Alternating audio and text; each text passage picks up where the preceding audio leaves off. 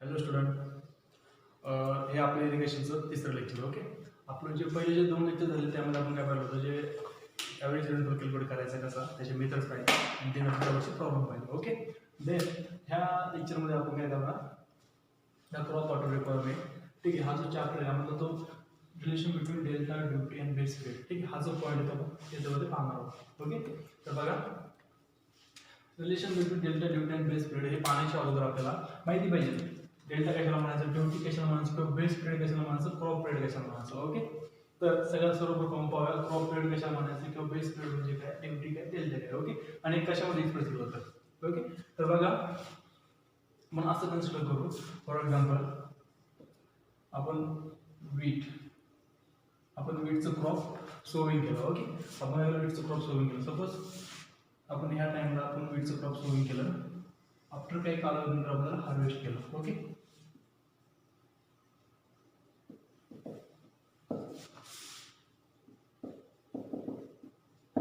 बघा, वीटचं क्रॉप आहे, आपण सोविंग केल्यापासून ते हार्वेस्टिंग करण्यापर्यंत जो काही टाइम भेटलाय, जो काही टाइम लागतोय. ओके, हा जो काही टाइम आहे याला आपण म्हणतो क्रॉप पिरियड.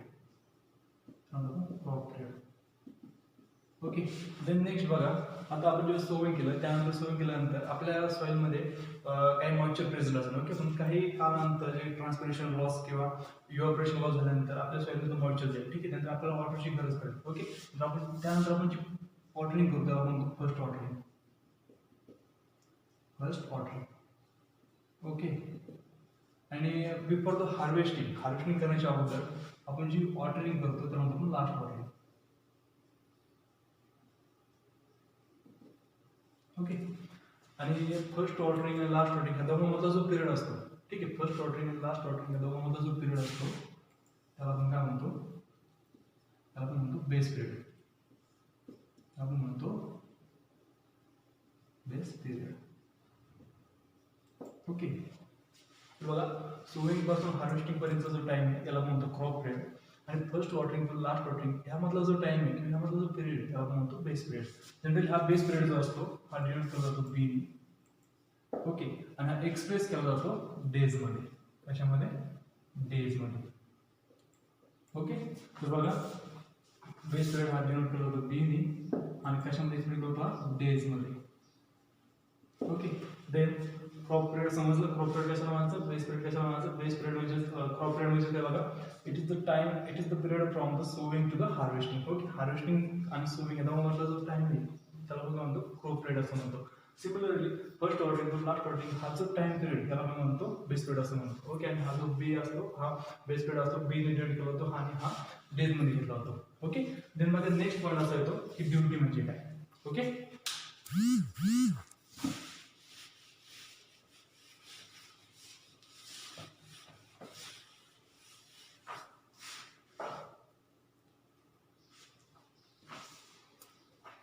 बघा, ड्युटी म्हणजे काय. तर ड्युटी काय, आपण जर असं कन्सिडर केलं, हा एक कॅचमेंट एरिया आहे. ओके, हा एक कॅचमेंट एरिया आहे. कॅचमेंट एरिया दिला क्रिएट करण्यासाठी हा एक कॅन आहे. ओके, तर ह्या कॅचमेंट एरियापासून सर्वप्रथम ड्युटी पाण्याच्या अगोदर बघा, ड्युटी ही जी याची जी युनिट आहे ती एक्सप्रेस कशामध्ये केलं जाते, हेक्टर पर क्युबिक मध्ये. ओके, ही ड्युटी असते हेक्टर पर क्युबिक मध्ये एक्सप्रेस केली जाते. क्युबिक म्हणजे काय, क्युबिक म्हणजेच 1 मीटर क्यूब पर सेकंड. ओके, क्युबिक म्हणजेच काय, 1 मीटर क्यूब पर सेकंड.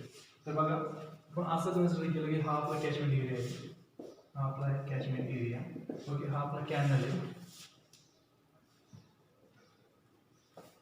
तर आता आपण पाहायचं ड्युटी कशाला म्हणायचं. ठीक आहे, जर आपण असं कन्सिडर केलं, आपण ह्या पॉईंटवरून, ठीक आहे, ह्या पॉईंटवरून आपण 1 क्युबिक म्हणजेच 1 मीटर क्यूब पर सेकंड. ठीक आहे, 1 मीटर क्यूब पर सेकंड एवढं वॉटर आपण फ्लो करतोय. कशाला, हे जे वॉटर यामध्ये आपण स्वतः असं कन्सिडर केलं, यामध्ये आपण वीटचं क्रॉपिंग केलं किंवा सोविंग केलं. ठीक आहे, वीटचं आपण सोविंग केलेलं आहे, आणि आपल्याला काय करायचं आहे की याला इरिगेट करण्यासाठी आपण ह्या पॉईंटवरनं 1 मीटर क्यूब पर सेकंड एवढं वॉटर आपण फ्लो करतो किंवा डिस्चार्ज करतो.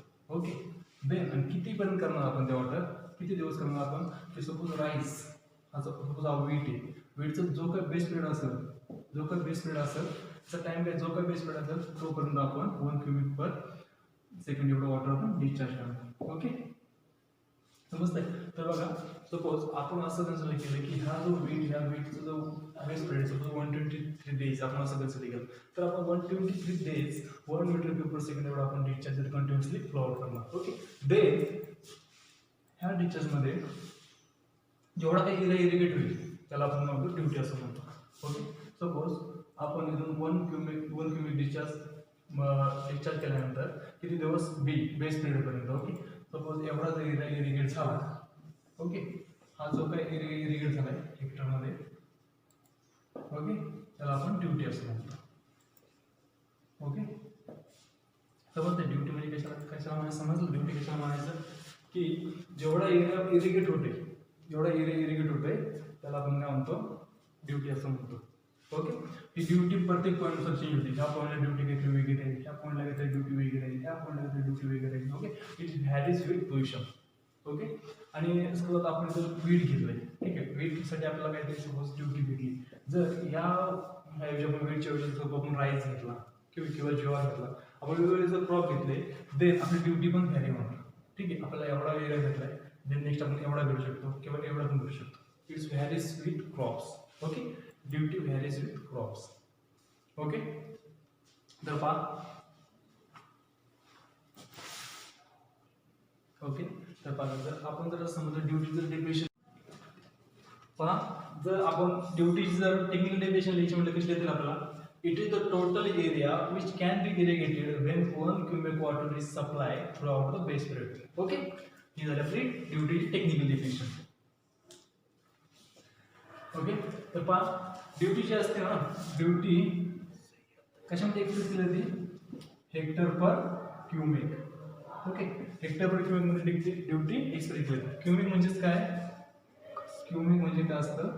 1 मीटर क्यूब पर सेकंड. ओके, देन बघा आपला नेक्स्ट पॉईंट येतो काय? डेल्टा. बघा डेल्टा कशाला म्हणायचं?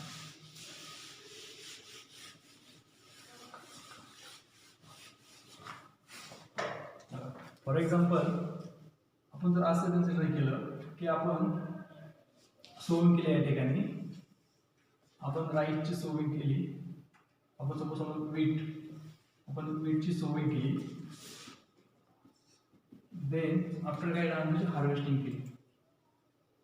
ओके, बघा, सोविंग केल्यानंतर आपल्या सॉइलमध्ये मॉइश्चर प्रेझेंट होतो. ओके, पण काही टाइम नंतर इव्हॅपोरेशन किंवा ट्रान्सपिरेशन झाल्यानंतर आपल्या सॉइलमध्ये मॉइश्चर कमी झालं. ठीक आहे, तर मग आपण काय केलं? पुन्हा सॉइलला मॉइश्चर प्रोव्हाइड करण्यासाठी आपण या ठिकाणी वॉटरिंग केली. सपोज आपण 20 सेंटीमीटर एवढं वॉटर आपण प्रोव्हाइड केलं. ओके, देन काही कालावधीनंतर मॉइश्चर सॉइल राहिलं, तर काही कालावधीनंतर ती सॉइल मॉइश्चर पुन्हा डिक्रीज झालं. ओके, तर मग पुन्हा सॉइलला मॉइश्चर केलं काही after some days. Okay, so आपण नंतर जर आपण सपोज 15 सेंटीमीटर एवढं वॉटर प्रोव्हाइड केलं. ओके, त्यानंतर आपली सॉइल पुन्हा इरिगेट झाली, पण त्यानंतर पुन्हा काही डेज गेले आणि आपली सॉइल पुन्हा मॉइश्चर आपलं कमी झालं. ओके, त्यामुळे गेला पुन्हा आपल्या सॉइल आपण वॉटरिंग केली. ठीक आहे, पुन्हा आपण 20 सेंटीमीटर एवढं वॉटर प्रोव्हाइड केलं. Okay, then 20 centimetre water provide केल्यानंतर देन आपण नंतर डायरेक्टली हार्वेस्टिंग केली. म्हणजेच काय, आपला जो क्रॉप होता, आपला जो वेटचा जो क्रॉप होता, त्याचं बेस पिरियड पूर्ण आला, आपलं क्रॉप टोटली मॅच्युअर झालं, म्हणून आपण ते हार्वेस्टिंग करून घेतलं. ओके, बघा, तर सोविंग पासूनची हार्वेस्टिंग ह्या टाइममध्ये जेवढी पण काय वॉटरची रिक्वायरमेंट होती किंवा जेवढी पण टोटल डेप्थ ऑफ वॉटर होती, जेवढं वॉटर लागत होतं आपल्याला, ठीक आहे, क्रॉपला, ठीक आहे, टोटल डेप्थ आहे त्याला आपण डेल्टा असं म्हणतो. ओके, तर बघा ह्या एक्झाम्पलमध्ये जर वीटचं जर डेल्टा कॅल्क्युलेट करायचं झालं, delta is equal to delta, बघा डेल्टा ट्रायंगल डिनोट करतात. डेल्टा जर आपण ह्या जर वीटसाठी पर्टिक्युलर वीटसाठी आपण जर क्रॉप कॅल्क्युलेट करायचं म्हणलं, किती लागतं बघा? 20 प्लस 15 प्लस 25. ओके, तर आपण टोटल जर ॲडिशन केली तर आपलं delta is 60 centimetre. Okay, generally हा डेल्टा असतो सेंटीमीटरमध्ये घेता, कधी सेंटीमीटरमध्ये पण घेता. ओके, पण जनरली हा मीटरमध्ये घेतला होता, 0.6 मीटर एवढा आपल्याला डेल्टा भेटेल. ओके, देन आता चारही गोष्टी कव्हर झाल्या. क्रॉप पिरियड कशाला म्हणायचं, बेस पिरियड कशाला म्हणायचं, ड्युटी कशाला म्हणायचं, डेल्टा कशाला म्हणायचं. ओके, देन नेक्स्ट आपला नेक्स्ट जो पॉईंट आहे, रिलेशन बिटवीन डेल्टा, ड्युटी आणि बेस पिरियड. आपल्याला ते पाहायचं रिलेशन काय. ओके, तर बघा ना,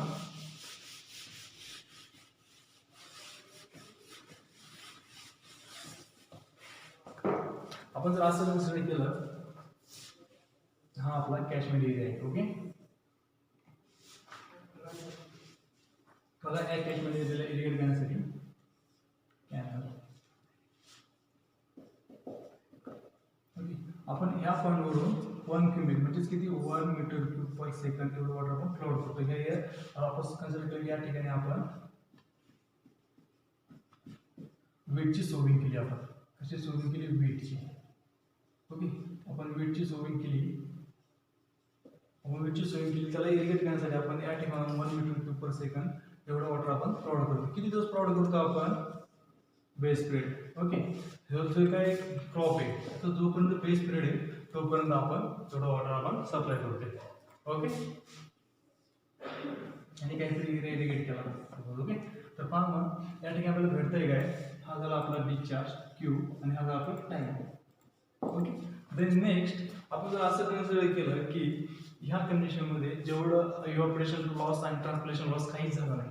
ठीक आहे, आपण अशी कंडिशन अशी इमेज केली किंवा अप्लाय केली आपण. If there is no any loss is available. Okay, कोणताही जर लॉस होत नसेल देन बघा volume of supply water is equal to volume of store water. म्हणजेच काय, इथून जेवढं व्हॉल्यूम ऑफ वॉटर सप्लाय होते तेवढंच व्हॉल्यूम ऑफ वॉटर आपल्याला या ठिकाणी स्टोअर झालं भेटतं आपल्याला. ओके, तेवढं volume of store water is equal to volume of supply water. Okay, तर बघा आता या ठिकाणी आपला हा जो एरिया आपला कशामध्ये हा हेक्टर पर हेक्टर मध्ये. ओके, तर बघा आता कंडिशन आपण लिहून घेऊया.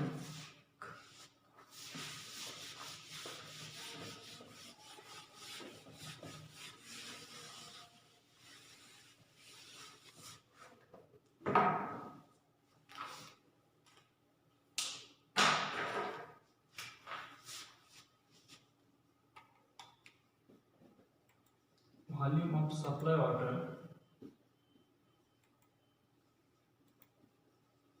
is equal to volume of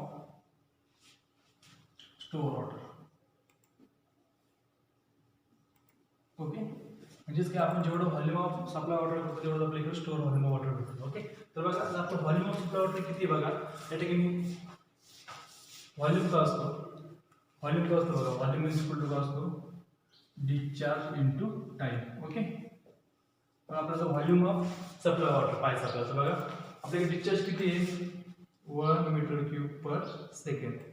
okay, आणि देन किती टाइम? आपला टाइम किती आहे बघा, जोपर्यंत त्या क्रॉपचा बेस पिरियड तोपर्यंत सप्लाय करतो. म्हणजे आपला बी हा टाइम, म्हणजे बी हा बेस पिरियड आपला टाइम आहे हा बी. पण हा जो बी हा कशामध्ये आपला डेज मध्ये. ओके, हा बी आपला कशामध्ये डेज मध्ये. तर या ठिकाणी बघा आपला जो डिस्चार्ज काय मीटर क्यूब पर सेकंड मध्ये, हा कशामध्ये? सेकंड मध्ये. ओके, तर आपण डेजला आपण कशामध्ये कन्वर्ट करणार? सेकंड मध्ये कन्वर्ट करणार. ते कसं करणार बघा आपण 1 इंटू 24 इंटू 60 इंटू 60. ओके, हा झाला बेस मध्ये सेकंड मध्ये कन्वर्ट झाला. ओके, देन नेक्स्ट बघा आता इकडे काय व्हॉल्यूम ऑफ स्टोअर वॉटर. आता याचं व्हॉल्यूम कसं करणार आपण? आता व्हॉल्यूम का असतं? Area into depth. ओके, या कंडिशन मध्ये बघा आता आपल्याला ठिकाणी काय भेटते? टोटल एरिया भेटला आपल्याला. त्याचा जो काही ड्युटी, ठीक आहे, याची जी काही ड्युटी तो झाला आपला टोटल एरिया, आणि याचं जी पण व्हर्टिकल डेप्थ आहे ते झाला आपला डेल्टा. ओके, बघा D hectare into delta. Okay, बघा आता आपल्या इथं पुन्हा तीच कंडिशन आली. आपला डेल्टा हा आहे मीटर मध्ये आणि आपली ड्युटी ती हेक्टर मध्ये. ओके, मग हेक्टरला कशामध्ये कन्वर्ट करायचं आपल्याला? मीटर मध्ये. एक माहिती असेल 1 हेक्टर इज इक्वल टू असतं 10⁴ मीटर स्क्वेअर. ओके, मग आपण काय केलं बघा या ठिकाणी D into 10⁴ D into delta centimetre मध्ये, सॉरी मीटर मध्ये. ओके, तर पहा तर या ठिकाणी आपण फायनल सगळं जर कॅल्क्युलेशन केलं आपण. ओके, तर आपण फायनल सगळं कॅल्क्युलेशन जर केलं फायनली आपलं फायनलेशन काय होतं? Delta is equal to 8.64 B by D.